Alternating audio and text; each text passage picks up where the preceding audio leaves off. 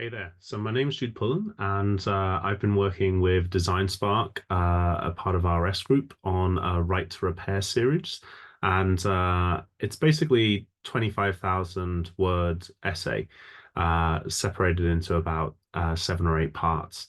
And it's a lot of information, which is why it's been broken down into about 14 bullet points, or indeed you could, sort of bring it down to one statement, which is screws, not glues. And essentially, it challenges the issue that I think we're going to have to change our business models and our association with value if we're going to in any way crack the sort of conundrum around circularity. However, what I wanted to talk about today, and I've never actually done a reaction video before, as they're called, because I'm old.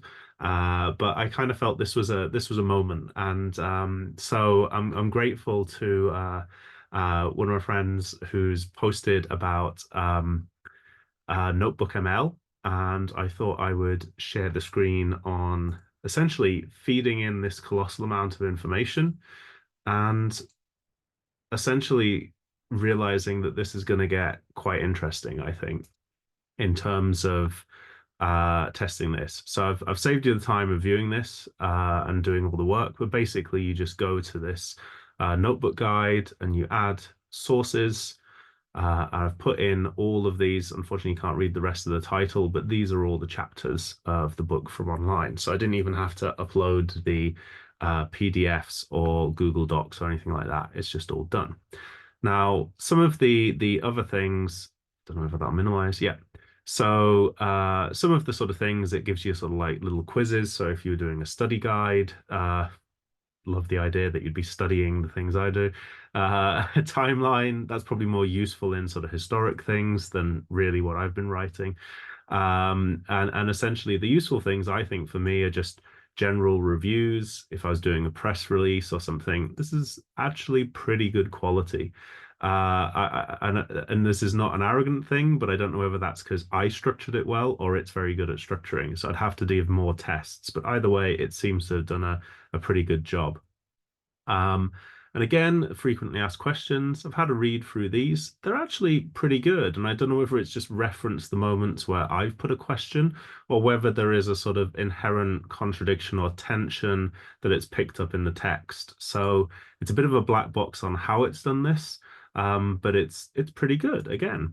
So the right to repair FAQs, again, nice summary, pretty good. I won't go blow by blow examples through these. You can obviously pause those and have a look. I haven't interrogated the the sort of interrogating it with this little type section at the bottom you can do. But the thing that actually caught my attention is this fight to repair essentially podcast it creates. So I'm going to give a go, and this is my reaction to it. As I've seen one preview and it's pretty good, but it was on legislation around cannabis farming in California, and I didn't know enough about that subject to know whether it was so-so or whether it was actually quite good. So this, obviously, having written it, I'm in a good place to critique its validity. So here we go, reacting. Ever gotten ready to listen to your favorite playlist, only to find your headphones are dead? Ugh, the worst. Well, that's exactly what happened to engineer and designer Jude Pullen. And that's how this whole deep dive into right to repair starts. Exactly. A simple quest to fix his headphones spiraled into a 3-month exploration of why it's so hard to fix. Well, anything these days. We're using Pullen's blog series as our guide. So instead of just tossing those busted headphones, he decided to get his hands dirty. Like He really dives in, starts trying to replace the battery, which you'd think would be simple, but... You said battery. It's never simple with batteries. What kind are we talking? Lithium polymer, or LiPo. And that's where he hits his first roadblock. Yeah, those LiPos are a whole different beast. Not your grandma's double A's. Right. Pullen calls out the lack of standardization early on. Thousands of variations, each with different voltage, capacity, the whole shebang. So finding the right replacement is a nightmare. It's a pain, yeah. But is it deliberate? Did manufacturers make it this hard on purpose? That's the million-dollar question. Right. Planned obsolescence and all that. Pullen actually interviews a battery expert, Dr. Lawrence, to get his take. Okay, so what does Dr. Lawrence say? Spill the beans. Well, he actually pushes back on the idea of some big conspiracy. says it's less about intentional sabotage and more about the nature of the tech industry itself. Meaning, Think about it. Slim profit margins, constant pressure to innovate, get you to buy the next new thing. Making things last forever just isn't the business model. so not necessarily malicious, just the nature of the beast. Pretty much. But that doesn't make it any less frustrating for the consumer. No kidding. Yeah. Especially when you factor in the potential dangers of DIY repairs. Pullen mentions nearly setting his workshop on fire, just testing out replacement LiPos. Which feeds into a big argument against right to repair. That it's too I have not set my workshop on fire, as you can see, but I did point out that as a chartered engineer, one should take these things very seriously. So I'm going to footnote and preempt this. Do not try this at home. I'm a trained professional. But anyway, so far so good. too dangerous, too complicated for the average person. Right. Best leave it to the pros, they say. But as Pullen finds out, it's not always that simple. And it's not just about batteries being hard to find. Design plays a huge role too. Oh, so. He starts noticing how even small design choices can make or break repairability. Like think about products held together with screws versus ones that are glued shut. Okay. Yeah, that's a no-brainer. Good luck getting into anything glued shut without causing more damage. Exactly. And it goes beyond just glue versus screws. Yeah. Pullen discovers this intriguing concept he calls hinting at hacks. Hinting at hacks, huh? Sounds sneaky. In a way, it is. He noticed that some companies, taking inspiration from IKEA's approach, are actually subtly designing their products to be more repairable. More repairable, but only if you know the secret handshake. Who are these companies? Give me names. Well, he doesn't name names, but he does give examples, like using JST connectors. You familiar with those? Can't say I am. They're these small, standardized plugs, often used for batteries.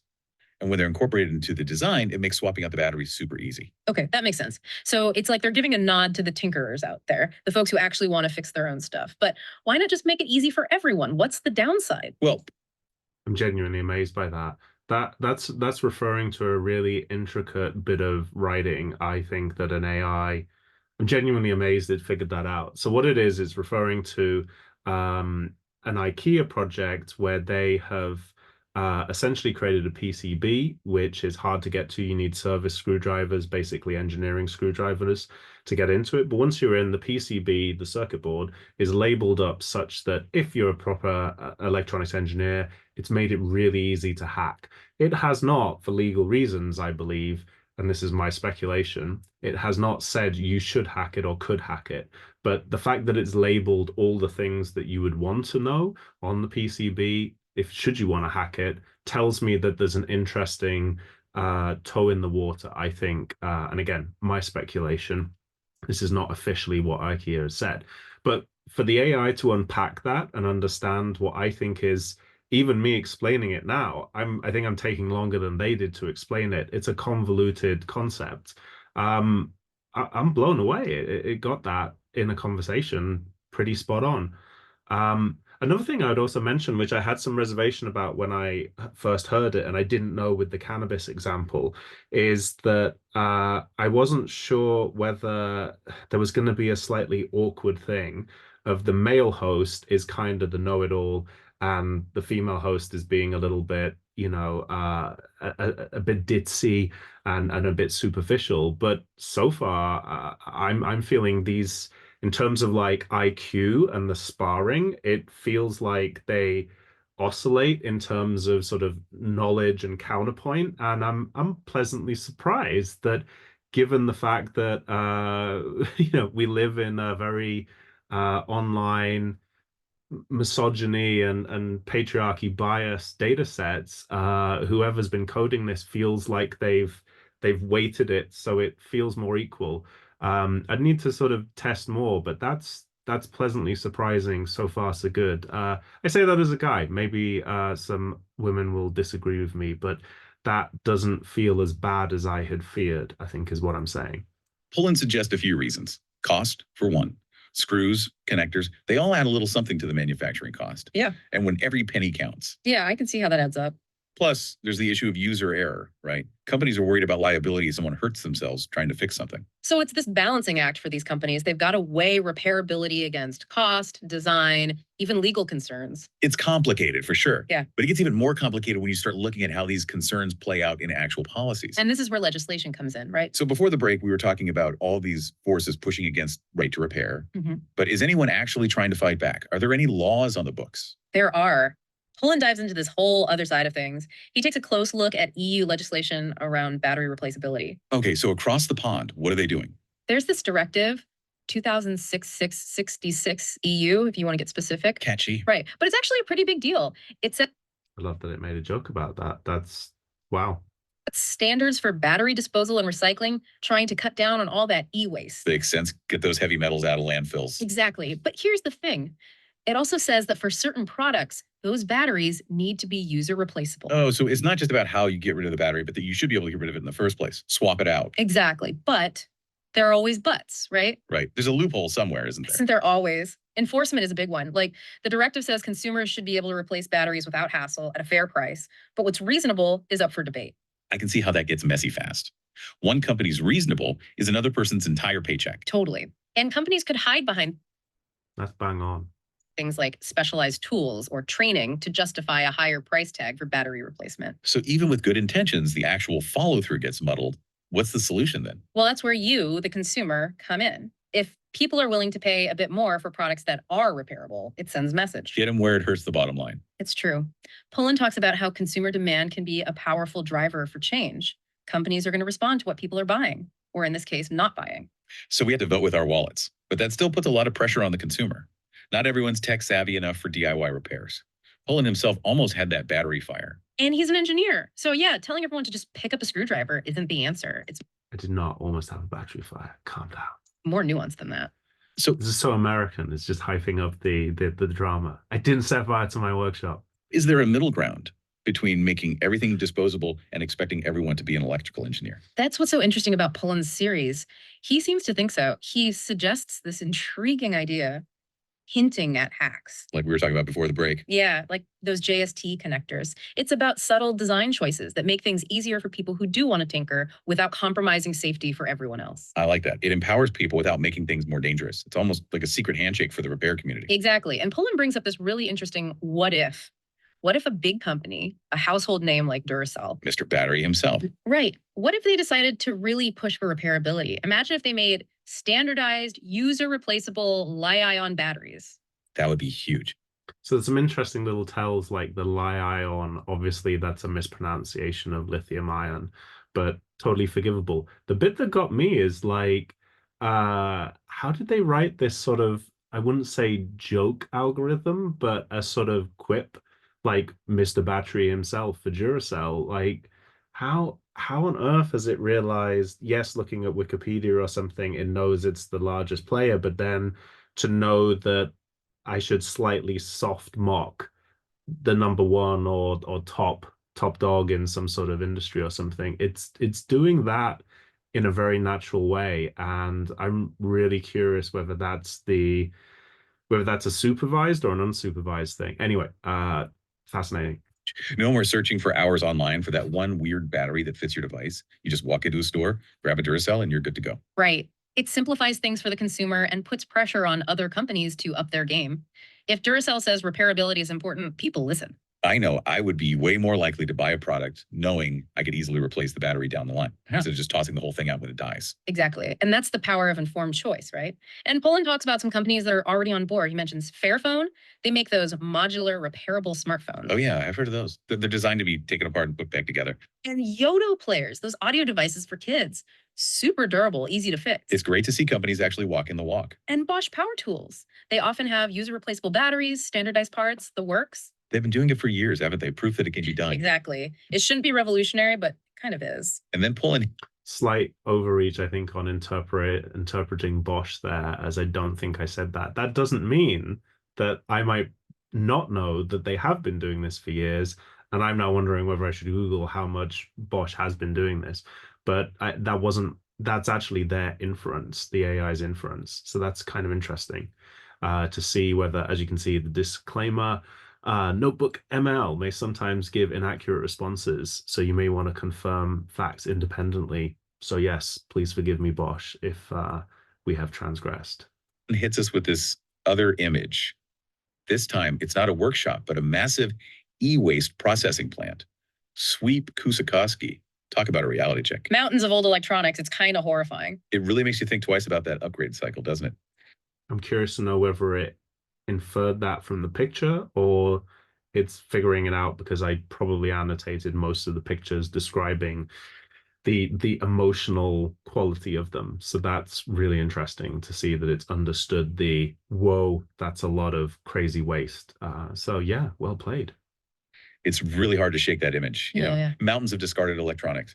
Makes you wonder what we're leaving behind. Definitely gives you pause. But Pullen leaves us on a more hopeful note. Remembers that quote about nature designing for resilience? If nature can design for resilience and repair, why can't we? Right. It's a good question. Makes you think. It's like a challenge. Like, look at a tree. It can weather storms, heal itself, adapt, built to last. Why can't the things we make do that? Instead, we're surrounded by stuff that feels almost designed to break. Glue, fragile parts. Like, we're trying to make things hard to fix. It's true. And for what? So things can be a little slimmer, a little sleeker. We've traded durability for aesthetics, for convenience. The irony is, it doesn't have to be this way. We've talked about those companies doing it right. Fairphone, Yodo, even Bosch Power Tools. Repairability is a feature, not a bug. Exactly. It can be done. And as more people realize the environmental cost of all this e-waste, not to mention the ethical side of things, right? All of it. It feels like things might be shifting. Like maybe people are ready to embrace a different way of owning things. A move away from disposable everything. It's about valuing things for longer than a year or two. Understanding that a broken screen doesn't have to be the end of the story. That our devices can be repaired. They can even be upgraded. It all ties back to that idea of sustainability. I think if anything, the perfection of that choreography is actually what I think would be the tell if I was listening to any apparently not accurately labeled as AI. That just feels like either it would be like one of these very scripted podcasts, but that was just incredibly fluid. So but I have to say, I didn't hate it. It's sufficient, and it definitely is pleasing to the ear, should we say? About shifting our values. It can feel overwhelming, though, right? Like, where do you even start? Totally. But it doesn't have to be some huge lifestyle overhaul. Little things make a difference. Like, before you buy something, do a little research. See how repairable it is. There's that website, iFixit. They give products a score. Oh, yeah, I've used that. Super helpful. And don't be afraid to ask companies directly about their repair policies. Do they offer replacement parts? Do they make it easy? The more we demand it, the more they'll have to listen. Absolutely. And if something does break, don't just chuck it in the trash. Look into repair options. There are online tutorials, those repair cafes. Even just finding a local repair shop. You might be surprised how satisfying it is to fix something yourself, or even just to keep it out of the landfill for a little longer. It's empowering, and it all feeds into building a more sustainable future. So as we wrap up our deep dive into Right to Repair, we have one final question for you. What's that one product you own that you wish was more repairable? That one thing that you gladly pay a little more for, knowing it wouldn't end up as e-waste in a few years? Something to think about. Thanks for joining us. Thanks for having me. Wow. Even that little ending, just having a little sign off, which feels very American talk radio of like back to the user. I dare I say it, I'm not going to be too ashamed to admit it. I forget to do that. And I should probably do it now by saying you should have a go of, what would you use NotebookML to do? But I find it incredibly unnatural. So anyway, I'm going to stop sharing, but also just very, very quickly share the source material, as I realized that would be a nice thing to do. So let's see. Here we go. So this is basically the blog series, which is starts off with a sort of intro at sort of Sweet Kosakowski, and then essentially I get into all this stuff about repairing it and how it had all these problems. The visit to Hong Kong, which it picked out some nice little bits from speaking to Dr. Lawrence here. Obviously, you didn't get to sort of trawl through all the videos, but I think that would be an interesting test if I plug that in as well, although it might get a little bloated and unwieldy because there's actually 9 interviews in total. Again, this is just a considerable amount of text and a very convoluted thing with a lot of things that I think it could get very lost on. When I write, I take quite a lot of pleasure and indeed a weird sort of niche pride in going off on tangents. So I've got references to Brendan Dawes, and even though I think that's really important, it wouldn't have made sense in a 10-minute podcast, and it's made a really good editorial choice not to include that. It didn't include the sort of digressions into Da Vinci either. But it's taken the sort of key salient points about certain things being quite difficult to repair. Again, it didn't get lost in the rabbit hole of Bose versus Sony. It would have been nice if it actually included this little thing about Looria, but I think it probably, because the website is so small, I suspect it probably didn't understand how to, should we say, parse the website and fully understand it. It didn't mention a little discussion around Ken Pillonel's work, or at least I don't remember it if it did. But again, that's quite a small, discrete piece of work. So I think, again, it was making editorial choices. Same with Andy's work, a lot of quite detailed tech spec. Whether that was, I don't think it was necessarily dumbing down. I think it was in the interest of brevity. I don't think it mentioned the drones, which would have been a nice thing as it's quite an interesting example. So I think maybe it weighs things by quantity of text I devote to it as being the most interesting rather than actually it being the most interesting. As you know, not to diminish my work on the legislation, I think it's important, but most people are going to sort of be like, skip to the end, what's the key points? So again, looking at this, uh, thinking, just giving it a second to load. This is all the legislation stuff. I think it really did a good job of understanding the gist of what I was saying. It obviously didn't get into any rabbit holes of like The Man in the White Suit, which is an excellent film. Do check it out. Or indeed the fact that I need to actually do a slight overhaul of this as it's a little bit out of date. And there's some newer legislation, but it did pick up the nice bits on Yoto and seem to understand the continuity through this very long thing, along with all the thousands of permutations. And so it did pluck out some good bits there. It seemed to sort of manage to get a handle on that. So again, the have a go at home, it seemed to get. I don't think it really understood, again, the relevance of me citing vapes again. It would have been nice to come back to that. But it did obviously feel there's something really interesting about the IKEA thing. And maybe it's just the fact that I go on to it in more quantity and maybe it realized there's a stickiness with IKEA because it's a very big reference.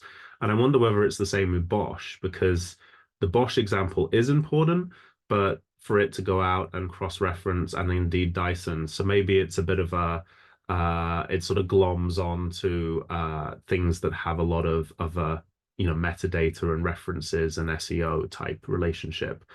I added this final one.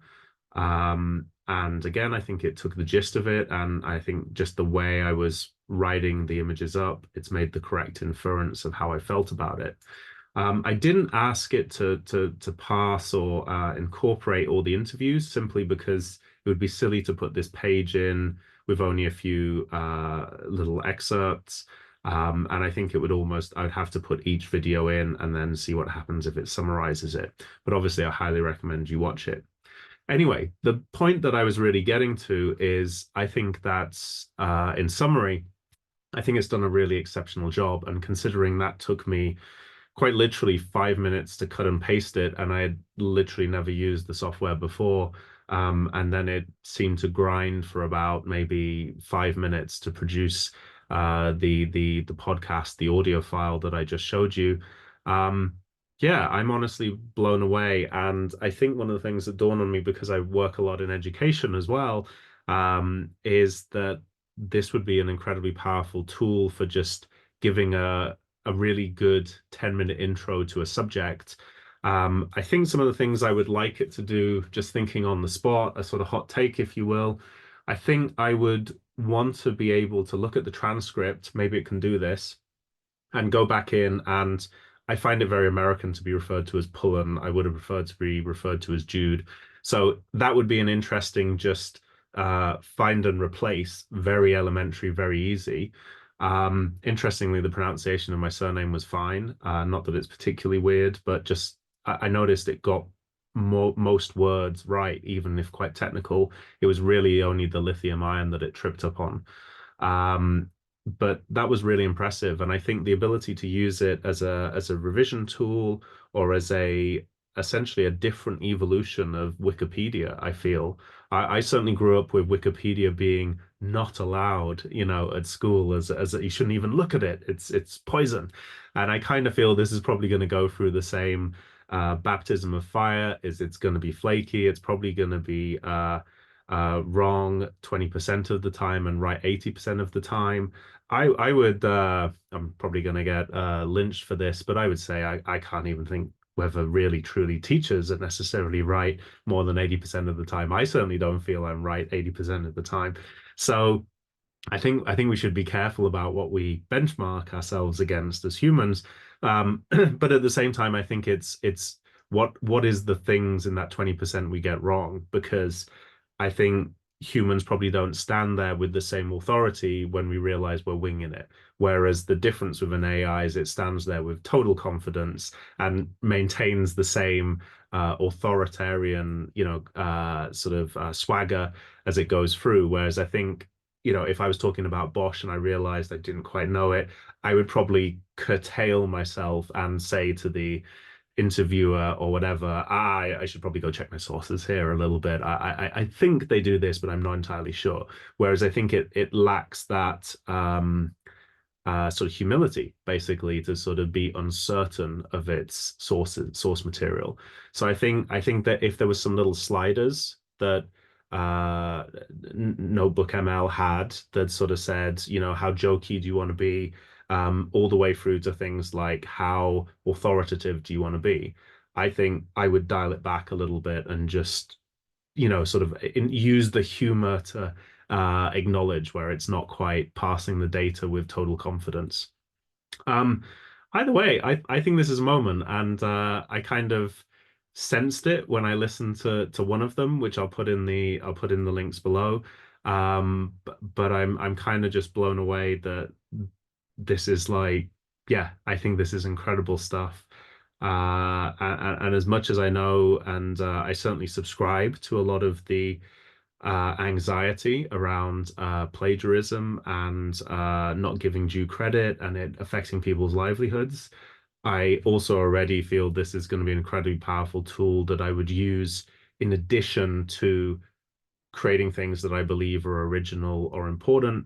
So for me, I think it comes back to the same argument. I see this as a tool, not as a shortcut, but it is definitely expedient in some things. So yeah, I hope that the ethics and the T's and C's are legit, but at least I feel I've only put my work and my copyright and my rights into this. So I haven't, as it were, created any problems for anyone else. I sincerely hope.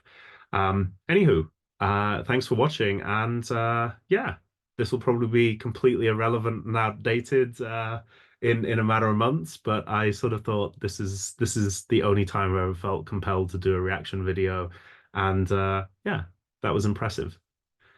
Here's to the future, eh?